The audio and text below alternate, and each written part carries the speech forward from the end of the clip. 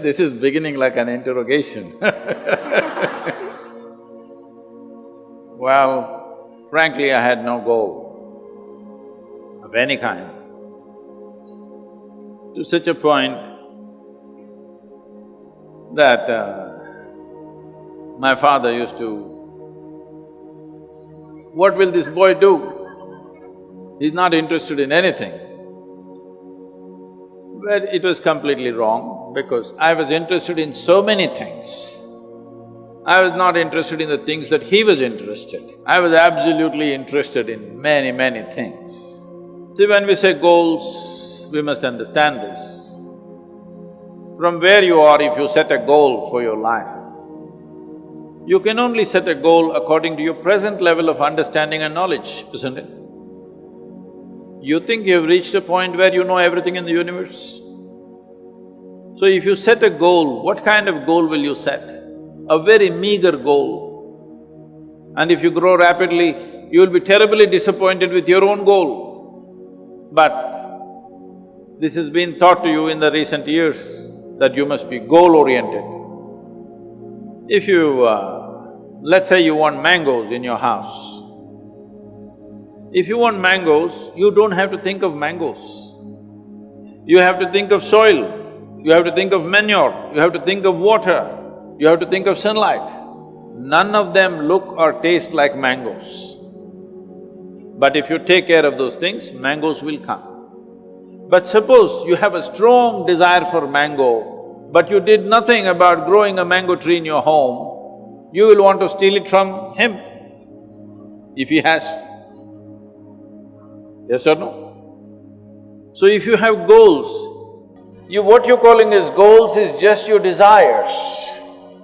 And your desires are just an outcome of the kind of thought process that you have right now. The kind of thought process that you have right now is only dependent upon the sort of data that you have collected right now. In 20 years' time of life, what kind of data do you believe you have gathered to set a goal for life? Not necessary. So, this is something that I'm bringing about. Recently, every year we have this business, we have a business event in the month of November. Many business leaders come, all the top business leaders have been there. 200 CEOs come every year to train with us for 4 days.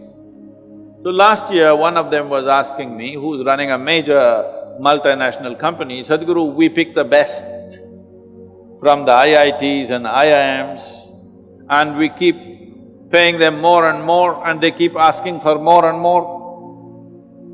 But when I look at your organization, you pay nothing to any of them and it seems to function many times better than our corporation. What is the secret?" I said, "See, this is all it is. We are devoted to the process. We are not concerned about the goal. We are absolutely devoted to the process. Because of our devotion to the process of what we're doing right now, if you do not do what you're doing right now well, your goal is just going to be a fancy desire, isn't it? Hello? Yes or no? Hello? Your goal is going to be just a fanciful desire that you made up in your mind, and that is not even yours. Your goals are all borrowed from 10 other people. Whatever is the trend today, that is your goal, isn't it? I would tell the young people, don't set a goal.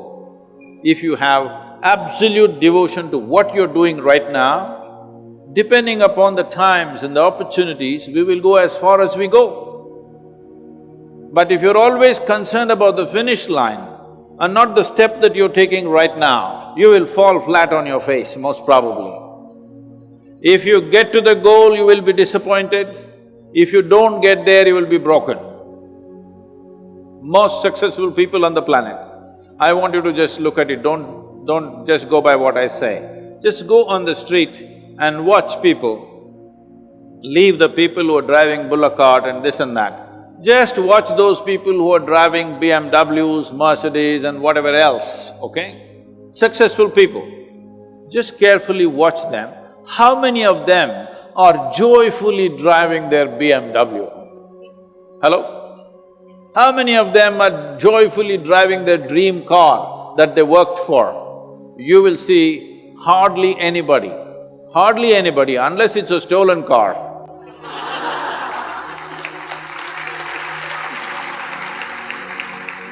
So, those who have gotten to their goals are disappointed.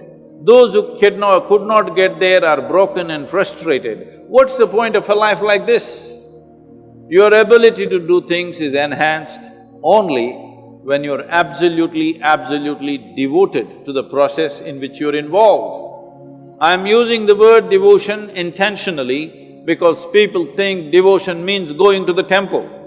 You tell me, in any field, any arena of life, sport, art, music, politics, spirituality, you name it, whatever you want, academics, has anybody reached any significant levels of achievement without being devoted to what they are doing? Hello? Has anybody reached mediocre things they have done? Only those who are absolutely devoted to what they are doing, they have done significant things on this planet, and that's what you must do. Sadhguru, so as you told us that goals, those who achieve the goals aren't that happy, and those who don't have… I thought I'll just scare you a little bit. And those who don't have goals are also not happy. But goals are the starting point. But a lot… No, please let me correct this. Is goal a starting point or a finishing line, please? Which is it? It's both ways. How is that? How is goal a starting point? Is goal a finishing line or a starting point, please? Please, you must tell me, all of you, is goal a starting line or a finishing line? What is this? But like if goal is something that motivates us to once we think of a goal in mind… You're coming to the point now. So, you have been trained like a circus monkey. You know, circus monkeys are like this. If you want them to do a trick, you have to give them a sweet. Otherwise, I won't do it. One more little sweet. Don't be a circus monkey. I thought we evolved out of being monkeys long time ago. Hello? So, you're only working. What will I get? What will I get? What will I get? What the hell will you get? You'll die one day, that's all. You think you're going to get something in the end? No, you're just going to die one day. The question is only how beautiful and significant and intense of a life that you lived, that's all there is. What will you get in the end? Goal is the end point, isn't it? What do you think you will get at the end of your life? I want you to visit old age homes, hospices, where people are reaching the end of their life. Just look at them and see what do you think they've gotten? Nothing. Either they lived a profound life or they did not, that's all there is.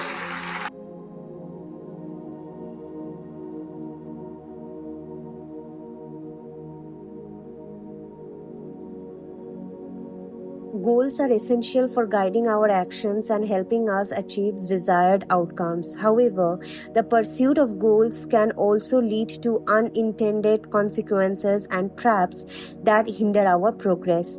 So here are some general ways in which your goals can trap you. When setting goals, it is important to strike a balance between specificity and flexibility. Overly specific, rigid goals can lead to a micromanagement where you become overly focused on minor details rather than the bigger pictures. This can result in a loss of perspective and a failure to adapt to changing circumstances. As time passes, the goals you set may become outdated or irrelevant due to changing circumstances. The experience trap occurs when you cling to your initial goals, even as the world around you evolves.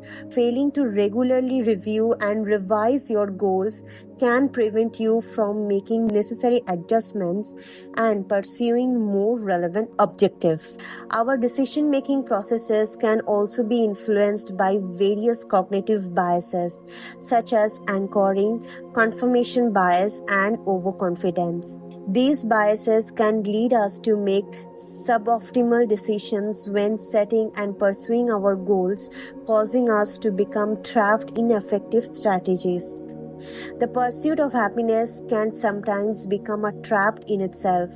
The happiness trap refers to the tendency to struggle and suffer in the pursuit of happiness rather than focusing on living a meaningful life. This can lead to a never-ending cycle of dissatisfaction and disappointment. In our efforts to achieve our goals, we may be tempted to compromise our values and principles. This compromise trap occurs when we sacrifice our integrity and authenticity in the pursuit of our objective, ultimately harming our ability to fulfill our commitments and live with purpose.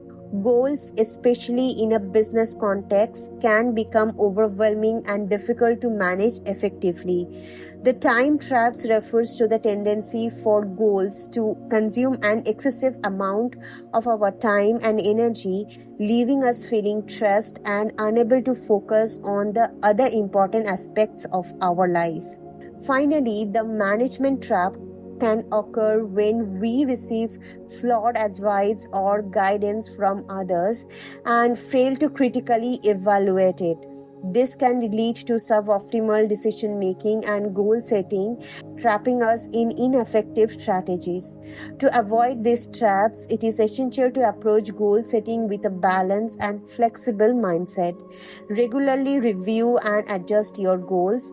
Be mindful of cognitive biases and strive to maintain your values and principles. By doing so, you can harness the powerful of goals to drive your progress while avoiding the pitfalls that can trap you along the way. So as we wrap up our day today, let's take a moment to just breathe and allow ourselves to unwind. Goals can be powerful. They guide us, shape our actions, and can give us a sense of purpose. But sometimes, without us realizing, they can become heavy burdens, weighting us down with pressure or fear of feeling short. So as we step back into our daily life, maybe we can remember to hold our ambitions lightly. Let them inspire us rather than control us. Help us grow without restricting our joy. We are all on our unique paths, and life has its own beautiful rhythm that we can't always predict or control. Maybe the best approach is to stay open, curious, and compassionate with ourselves. When we approach our goals with kindness, the journey itself becomes more fulfilling, no matter the outcome. So let's go of the need for constant outcomes and the focus instead on the richness of each step. Thank you for joining us today, and I hope you feel a little lighter and more at ease. This is not a summary of Sadhguru's word, it is simply my own interpretation of the deep wisdom he imparted. Please keep them separated and do not misunderstand. Thank you for joining today, and we shall see you tomorrow. Until then, please take care. Namaskaram.